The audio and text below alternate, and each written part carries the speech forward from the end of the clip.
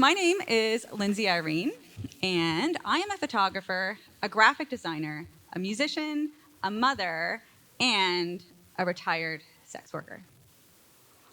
So, as a photographer and storyteller, my work has always centered around themes of intimacy, vulnerability, and trust.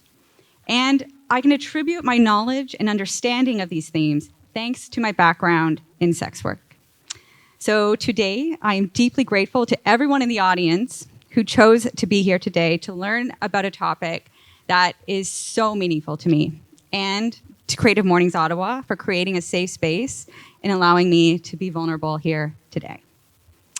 Okay, so to start, I want everyone to close your eyes. And when I say the word sex worker, what image pops in your head? Don't think about it too much, just what is the very first thing that pops in your head? Well, as a lot of us are creatives, I'm sure we've been tasked with having to find images. And let's say someone asked you to create a project and they wanted you to include an image of a sex worker. Where would you go? Probably our friend Adobe Stock. So what happens if you go into Adobe Stock and type in sex worker? This is what happens. Not great. I hope no one would actually use these photos in your projects. But if anyone had an image that looked like this in their head, don't feel bad. Because the reason that we have these views and these images of sex workers is because that's what the media shows. And today, I'm going to be showing you an alternative. So to get into it, just a quick explainer, what is sex work? Well, sex work, it is an umbrella term, includes all different roles, such as escorts, strippers, phone sex operators, sugar babies, webcam or OnlyFans performers, erotic massage, dominatrix, BDSM, and survival or street workers. And before we go any further, if there is just one thing I want to make clear that we can all be in agreement of, is that sex work is not the same thing as human trafficking. We can all agree that human trafficking is very real. It is a huge problem, but when you conflate the two, it makes it unsafe for everyone involved. Today we are talking about sex workers. Sex workers are people who have chosen to do a job. People involved in human trafficking are victims of a crime. That's it.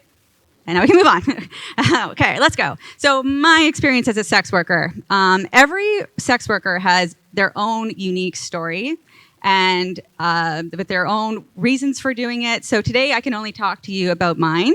I'm not going to get into it too much. But basically, when I was a sex worker, I started in 2009 when I was very young. I had no idea what I was doing. I was getting into situations where, kind of surprised I'm not dead. But as it went on, I was able to find a community of people, and it wasn't all bad. I actually had a lot of great experiences. I made a lot of friends. I even have some clients who I am still friends with today. But for sex work, I can't think of a better way of showing intimacy, vulnerability, and trust in a job than sex work, because you have to put so much trust in people visiting you. And there is an incredible amount of intimacy. And it's not just physical, sexual intimacy. At least for me, the way I marketed myself, it was about emotional intimacy. Because the sex, it's not always sex. Or if there is, it's sometimes, honestly, maybe 5 minutes. And the rest of the time, what are we doing? Well, we're being very vulnerable with each other. There's a lot of cuddling. And a lot of times, these clients were honestly treating me as a therapist. And I'm not a therapist, so they would be sharing secrets with me, things about their families, and honestly, by the end of it, it was really the emotional toll of the job that was the hardest part for me, and it wasn't the sex. And honestly, I was trying to find a way out. Now, what is your job? Accountant. An accountant. A spicy accountant, or just no, regular one. Okay, all right. So imagine if you will, if for the rest of your life, all anyone thinks about you is that you're an accountant. They don't think you have hobbies. They don't think you have a family. They just have whatever stereotype is in their brain of what an accountant is. And that's it for the rest of your life. Well, for me, I wasn't just a sex worker. I've done a lot of really random jobs. So when I was out of high school, I was really into film studies, so I went to Dalhousie for that. But it didn't last because, I'm a classically trained musician, and I was in a band, and I thought I was going to be famous, so I dropped out of school to tour around with a band, but that didn't work out. Then I went to school for fashion design. Turns out I'm not really good at sewing. I did run a record store for several years, which was pretty cool. I went to school for hair, and I wasn't really, it wasn't me. I also worked at Long McQuaid selling instruments. I was even a gymnastics coach. I've done a lot of stuff, but you may see something missing up there, and that's photography. Well, how does this fit in here? So, how did I get into photography? So, when I was a sex worker, we generally deal with cash, and for me, at the time, I was definitely not good with my money, and I made a lot of kind of stupid, impulsive purchases, but one impulsive purchase I made was this camera, and someone was selling it. It was just a simple DSLR with a kit lens, and I had it, and I was trying to figure it out, but I didn't know what any of the buttons meant, and I just threw it in my closet and forgot about it. And then a day came, and I'll never forget it. It was a Friday night, and I was like, oh man, I have this camera. I should probably figure out how to use it. Maybe there's a class or something that I can take. So I went to Google, and it was like part-time photography classes near me. And sure enough, there was a class starting the very next morning, Saturday morning, and it was at a school called SPOW. Does anyone know SPOW? Does anyone? Woo! SPOW! Yes. So next morning I went, and my teacher's name was John Healy. He's an amazing man. And honestly, once I figured out, an f-stop. Oh, that's what that button does. Okay, it all clicked, and I am telling you, I became obsessed. It suddenly felt like, okay, this is what I meant to do. Now, at the time, I'm still a sex worker, and I'm telling all of my friends who are sex workers what I was doing, and they were like, well, can you photograph me? Because the biggest part of marketing in sex work is having photos. So I photographed some friends, they posted on their social media, and then, I got a really good response, and then a whole bunch of other sex workers did, and I was getting paid, and I got really busy and was popular. But was I popular because the photos were good? Well, I've been doing photography for 2 months. They weren't that good at this point. But the reason I was so popular is because I was a sex worker. So you can only imagine the amount of creepy men with cameras who want to photograph sex workers. It is, just a lot of creepy men with cameras in general. There's a lot of them out there.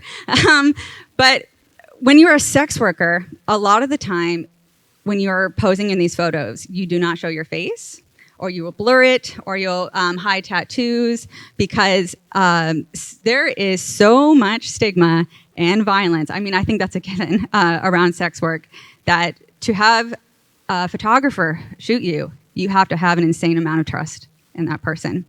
Because we have to trust that this person who's shooting us isn't going to go and post our photos online or post them on weird porn sites, because that's happened. So the fact that I was a sex worker, these sex workers trusted me. So the photos I was doing, though, I will say it was literally the male gaze. So these photos I was taking was, the whole point of them is to make men want to have sex with them.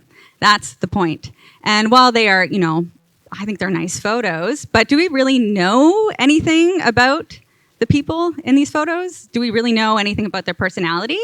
We know they have a really nice ass, but do we know anything beyond that? No, we don't. So I'm at SPOW at this point, and I'm actually paying for SPOW by doing these shoots. And a big part of it is near the end of the year, we have to do a documentary project. And I knew I wanted to do a project on sex work. I just didn't know how or what to do. So I thought about all the times that I've told people I was a sex worker, because at SPOW, it was such a wonderful, safe bubble for me to be in. It's actually the first time I was open about what I did, and everyone was really welcoming and accepting. But I found the most common response I got when I would tell someone I was a sex worker was, well, you don't look like a sex worker. And I'm like, well, what does that mean? What does it mean to look like a sex worker?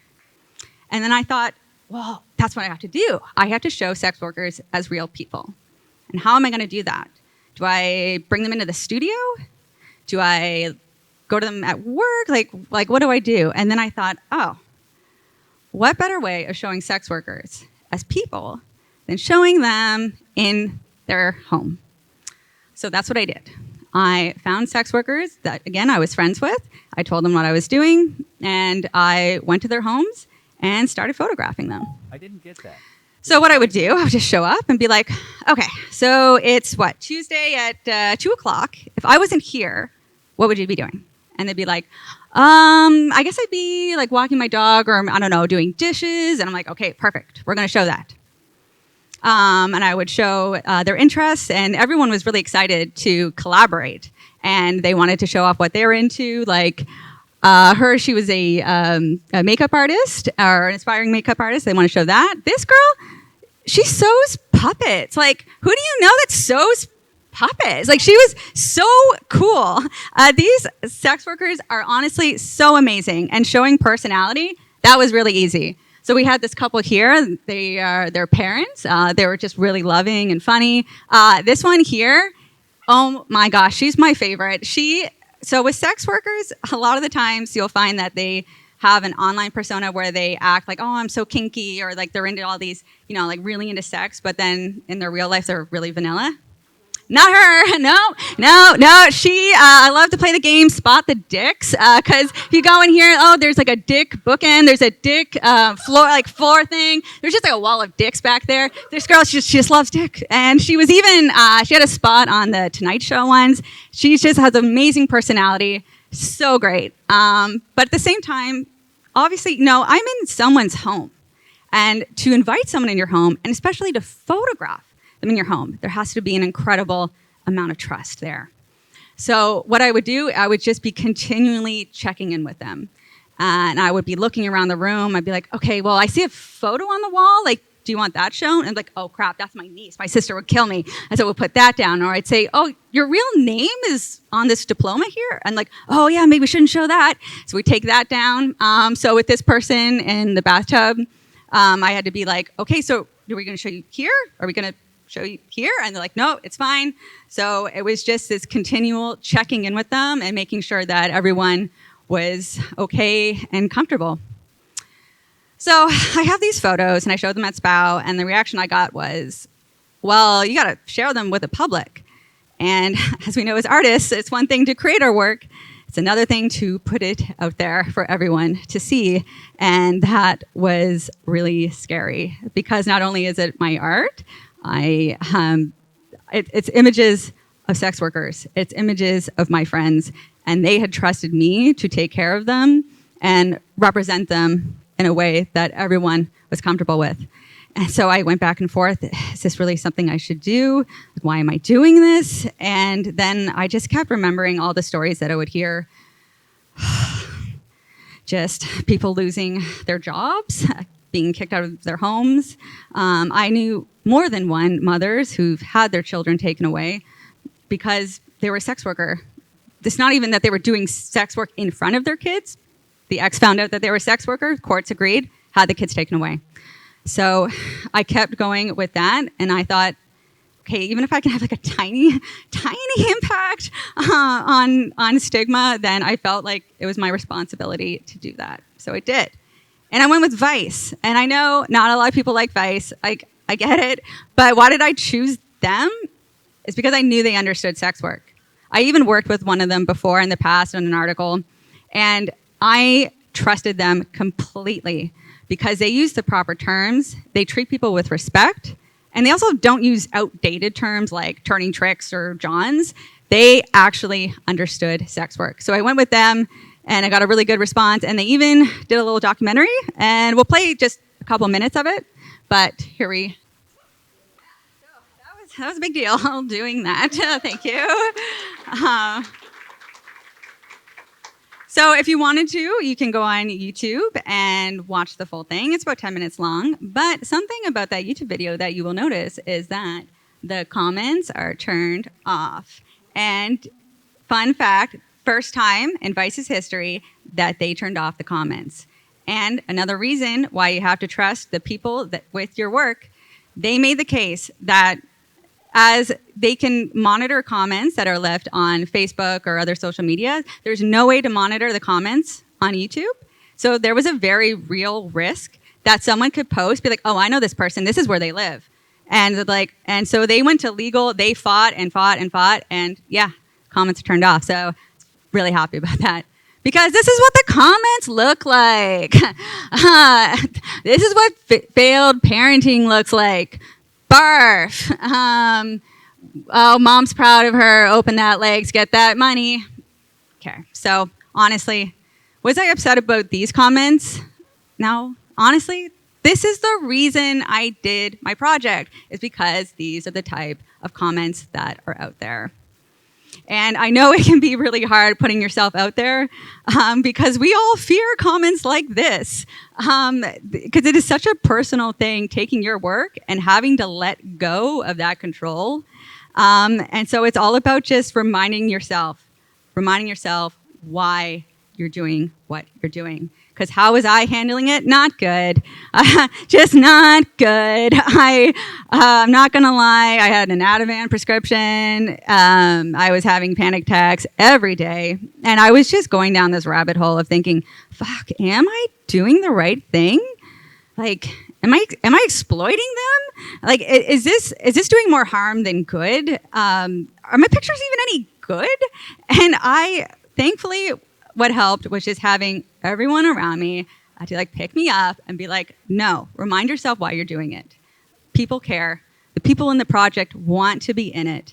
And that's what I had to keep doing, is just get out of that hole and remind myself, okay, I have to trust that I know what I'm doing. I believe in what I'm doing, and I know that I'm doing the right thing. But oh my God, it was hard. I'm not going to lie. Okay, so we're going to back it up now. And so at this point in my project, I have photographed all types of sex workers, but there was one group of sex workers that I just didn't have access to, and that was survival or street workers.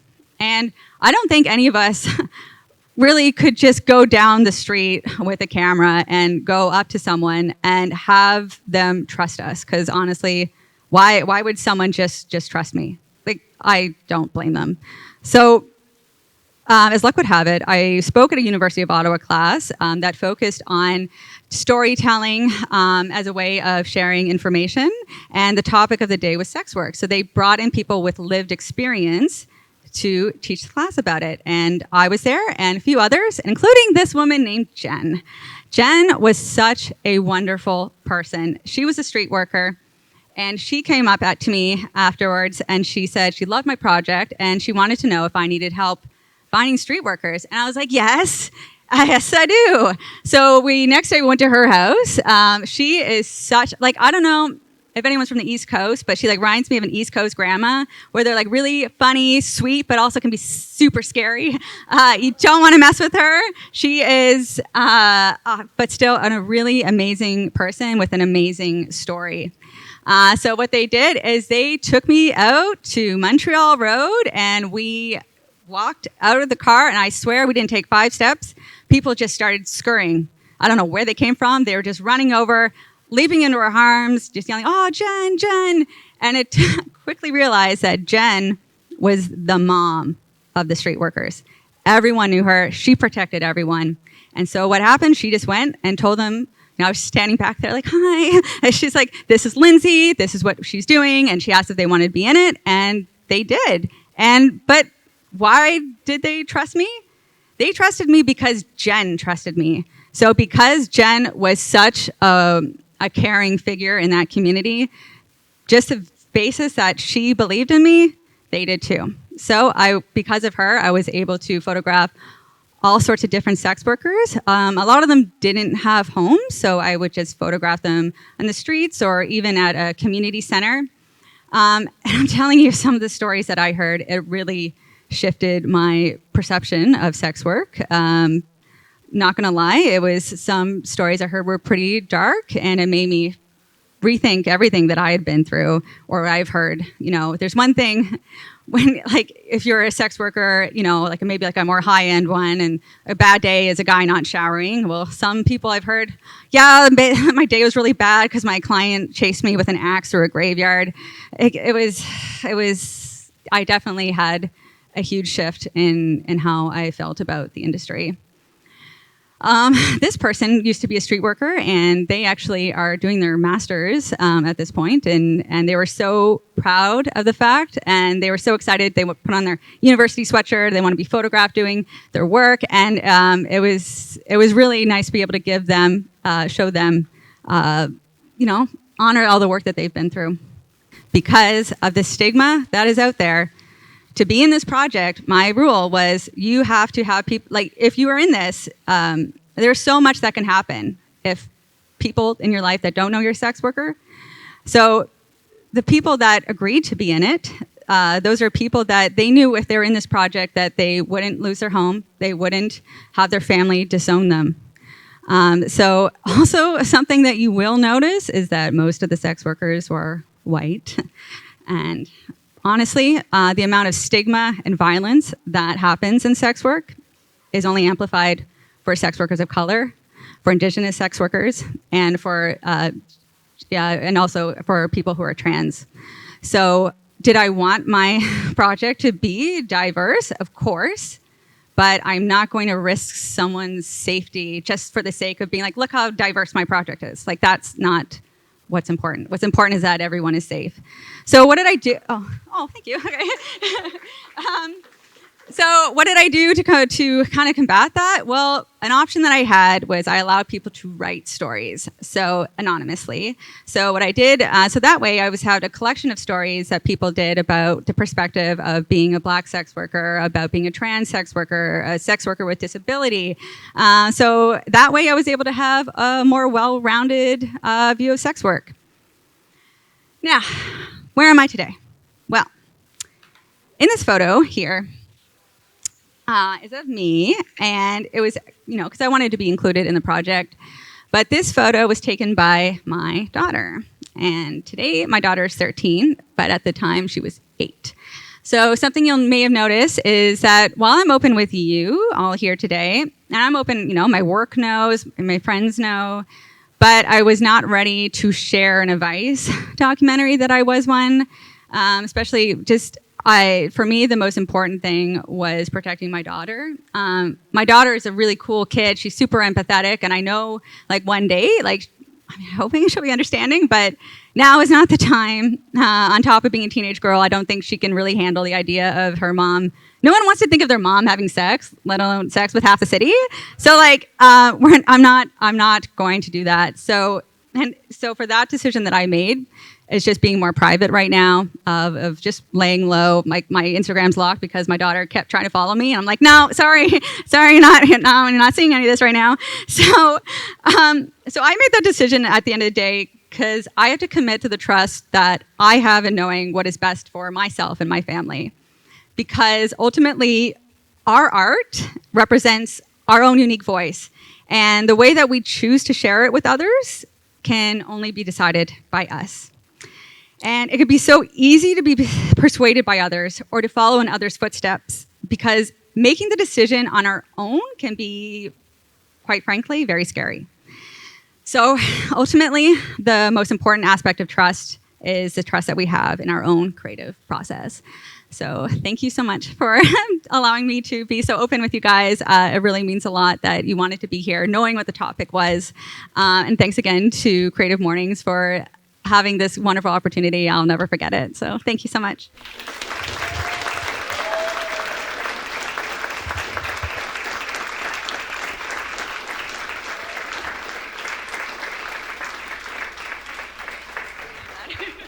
You ran away with the mic. Lindsay, thank you. Wow, give it up for Lindsay. That was so beautiful. Thank you for entrusting us as a community, for sharing your stories, for being so vulnerable, for sharing other people's stories that are not often told. I think it's important to tell the stories of people who are often not at the in the spotlight, and to give them that that respect and feel of, oh, you're also human and we see you. So thank you for the work that you do and that you've done, and can't wait to see what else you're working on and what's next. Yeah. Yeah, you sound like a creative. We have some time for questions if anybody has any questions to ask Lindsay. I'll run around with the mic, so just put up your hand and then we'll get going. Hi. Hi, Lindsay. That was one of the best talks I've seen. Thanks. I just have a question about what kind of projects you're up to now. Yeah. Well, I actually have a pretty cool job that keeps me very busy, and I'm actually really happy to finally have some stability in my life where I have a 9 to 5, first time in my life. But I have worked on a lot of projects. I actually did a project where it was actually when I was retired from being a sex worker, and I did a project where I was really battling my idea of intimacy and sex, and just the idea of being naked and vulnerable without having sex. So what I did is I was inviting random people into my house, and we would take a bath together, and then I would give them the camera, they would photograph me, and I would photograph them, and we would just have a bath together. Yeah, those images are also on a hard drive. I have a whole bunch. They will be coming one day. My name is Emily. I do similar work. I'm a visual storyteller, so I'm very much interested in the photojournalism that you do. I understand trust was a part of your process with these people, but I'm wondering if you could give us a bit more details or practical tips on how photographers like myself can convince people to be part of these really vulnerable projects. And I'm also wondering how you got in touch with Vice and how that all came to be. You made it sound like, oh yeah, I worked with Vice. Thank you. So the thing with with doing my project, so a question that I got a lot, especially because I never told anyone I was a sex worker, is I did have a lot of people come up to me and ask how they could also photograph sex workers, and I had to be like, you don't. I'm sorry. There is no way that sex workers are going to trust someone that isn't already in the industry. But just for photographing vulnerable people in general, I mean, you have to have a lot of care. You have to really think about why are you doing it? Are you doing it because you want to have a cool photo, or are you doing it because you really care about the people and then you really understand them? So I would just really reflect on why you're doing it, as sit with that for a while. And when it comes to Vice, actually, when I first started photographing sex workers, there was a sex worker who was photographed for Vice in an article, and they needed a photo. So they called me, and I photographed them. And so the photo was submitted, and so I was in touch with the person doing the article. So I already had a contact with them, so I just reached out to that person, and they ended up calling me the next day, and it was very much a whirlwind experience. Oh, to answer your question, if you want to be with publications, I would just find people who have written or about the subjects that you're looking to photograph, and just really, I would even reach out to the people that were the subjects and see how they felt about treated by the publication. I did that once. Huffington Post wanted to do an article, and I just had this gut feeling something was off. So I found the sex worker, and I said, hey, how was your experience being in this article? And they're like, girl, don't do it. They twisted my words. Like, I really regret it. I'm like, okay, well, good thing I did that. Hi. I was wondering if you can speak a little bit more to writing as a catalyst for some of the sex workers that you were portraying in your work, and how that had an impact. I'm an exploratory writing workshop facilitator, so I'm always looking for, I guess, a feedback loop on how writing can be transformational, how it can help us open up and be more vulnerable. And I know you touched on it a little bit, but I wondered if you could speak more to that. So what I did is I had a lot of people that wanted to be in it, but they couldn't for whatever reason. So I left it completely open to them. And I said, write as much as you want, write as little as you want. Some girls just wrote a paragraph, or people wrote just a paragraph, and others wrote, like an essay. So I would say I asked them, what is it that you want the world to know about sex work? And what kind of story can you tell? And I really I left it completely open to them. I didn't edit anything either. And I didn't, I mean, except for maybe a spelling mistake, but all of the grammar and everything, I just left it like that. So it was very true in their own voice. In journalism, it is a big no-no to financially compensate your subjects. And I know that, but I still wanted to do something. So at the time, again, I'm a student. I had no money. I was completely broke. So what I was offering as a thank you, I was offering to do a portrait for them, or like do a free boudoir shoot if they needed it, or I would do things like some of them, like I gave them a ride somewhere, or like I bought someone groceries.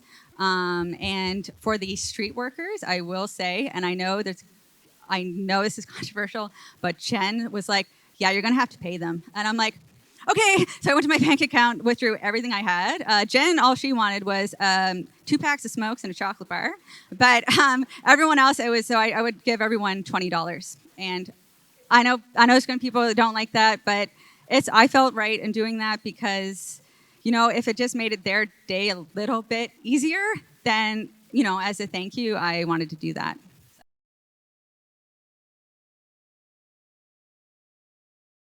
Hi, thank you so much.